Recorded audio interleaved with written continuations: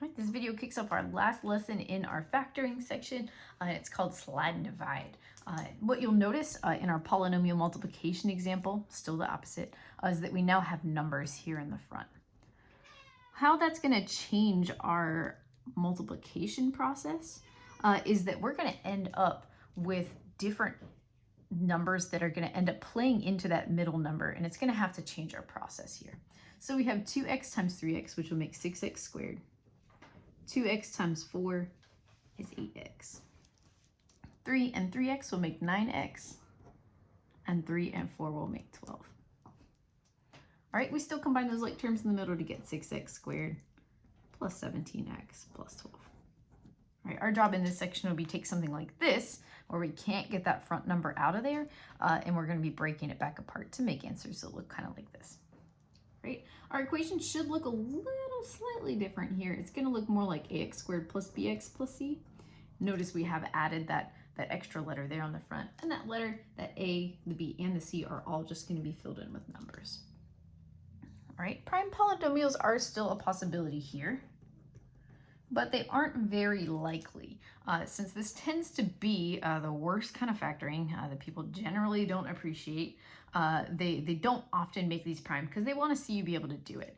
This kind does tend to have the most steps, and there's also other methods besides slide and divide to factor these two. There's something called factor by grouping, and also something called guess and test. It's kind of like the most old school way to do it. This way has a nice set of steps that, since we're apart, might make this a little bit easier for you. But if this method doesn't sit well, you can always look up one of those methods, again, factor by grouping or factor by guess and test, and that can help a little bit too. But if you do come across something that's prime, you would find that it only has a GCF of 1, and you're going to see a step in there that's going to be factoring like we factored in the last video. And if you can't do that factor in step 3, then you're going to have a prime polynomial. And again, just like in all of our factoring methods, you should check for a GCF first. Spoiler alert on that, on all of our examples, the only one with a GCF is this guy right here. But that's always our first step. Now, getting into the new steps here, it was called slide and divide for a reason. And so in step 2, we are going to slide. And the part that's going to slide is the first number slide to the back and multiply. So I'm going to take this 5, and I'm going to slide it all the way here to the back and multiply it by the 10.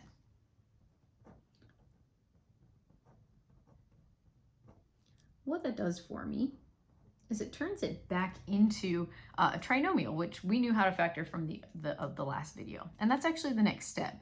We're going to factor using the trinomials method, which is where we think about multiplying to be the last number, but adding up to be the middle number.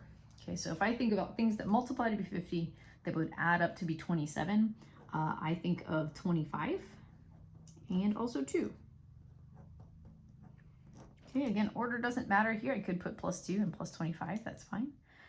But we're almost done here. So slide has happened, but the other thing, divide, has not, and that's actually our next step.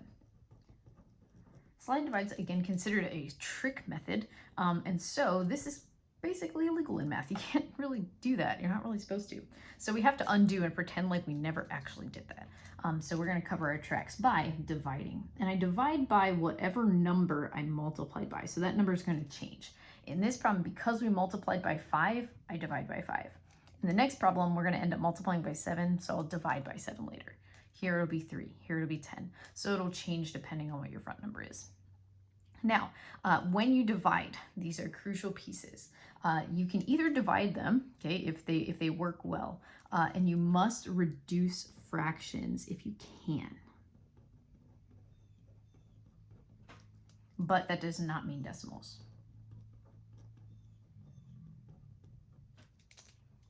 Okay, so if I look here, I can do 25 divided by 5. That's no big deal. That'll be x plus 5. But fractions aren't really a cool thing.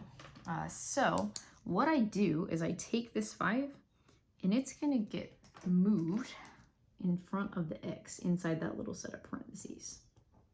Kind of like that. And that actually makes my final answer. So that was my fraction adjustment step there. Step 5 was to take this piece, move it in front of the x to make my final answer. Okay, you can always multiply back through to double check. X times 5x makes 5x squared. X times 2 is 2x. This will be your 25x to make 27, and 5 times 2 will make 10. All right, if I move on to the next example, okay, we'll follow all those steps again. Checking for GCFs are a little bit easier here because I already know 7 and 12 don't have anything in common, and so 5 doesn't even really matter there. Then you have no x on the last term, so there is no GCF. Again, like I said before, spoiler alert, the only GCF is going to be here. Okay, so as I slide, okay, 7 times 5 will be 35. So that'll make x squared minus 12x plus 35. So the same things that we ran into with trinomials will come up again because you're basically using that method of factoring to help you factor these as well. And so I need two things that multiply to be a positive 35, but are going to need to add to be a negative 12. So if you remember from the last video, that means I'm going to need to pick things that are double negatives here. So if I think of things that would work, 7 and 5 come to mind, but I would need negative 7 and negative 5 to make all the signs work the way that they need to. Okay.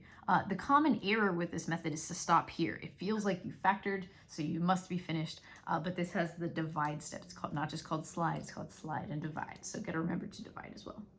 So we multiplied by 7, so I'm gonna divide by 7. All right, the first one does divide evenly. 7 divided by 7 would just be 1. On the other one, 5 over 7 doesn't reduce at all. So I'm just going to move that denominator in front of the x. And after that little adjustment, that makes my final answer. Okay, we have nice small numbers on the next one. Okay, just showing you again. Here's all the steps we slide.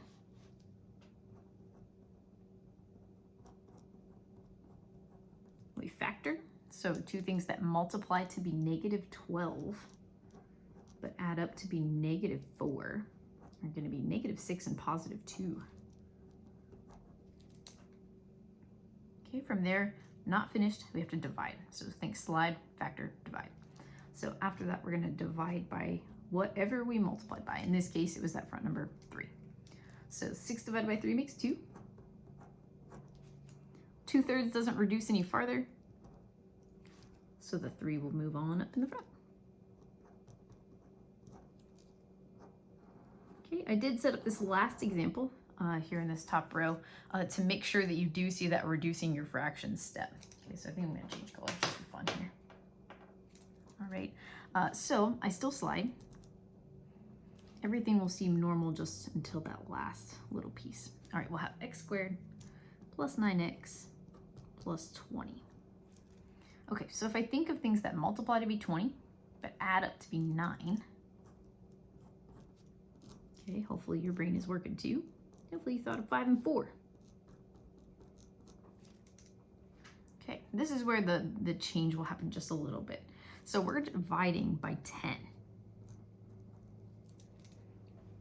So 5 doesn't divide evenly by 10, but it is a fraction that I can reduce.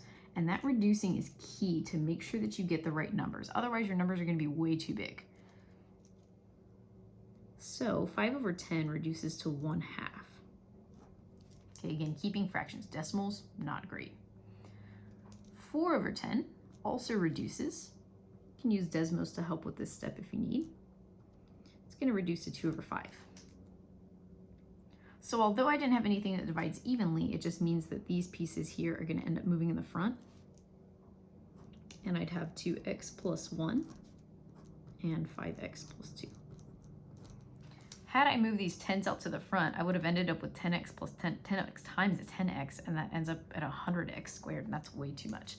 Reducing helps get those numbers back out of there and makes it down to what it needs to be.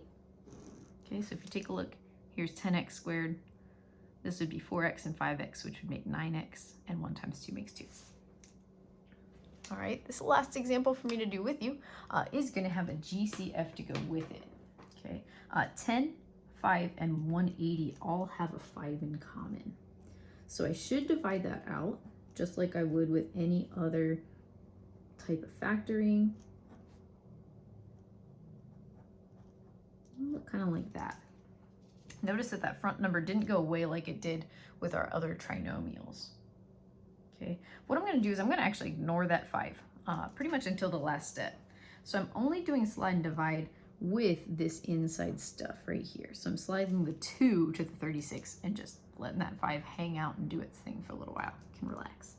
So I'll have x squared minus x minus 72.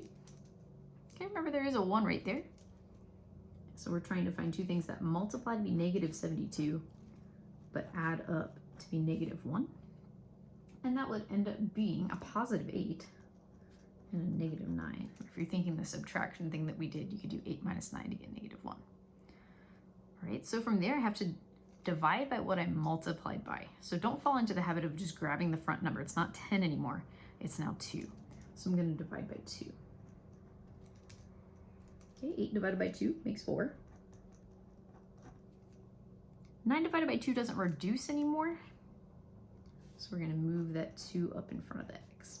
Okay, we're not quite finished.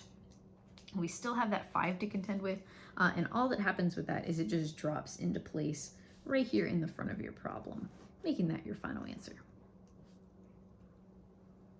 Okay, it's a great time to pause the video and give slide and divide a try on your own. All right, let's check that slide and divide problem that you tried. So we're going to slide the 3 back to the 15.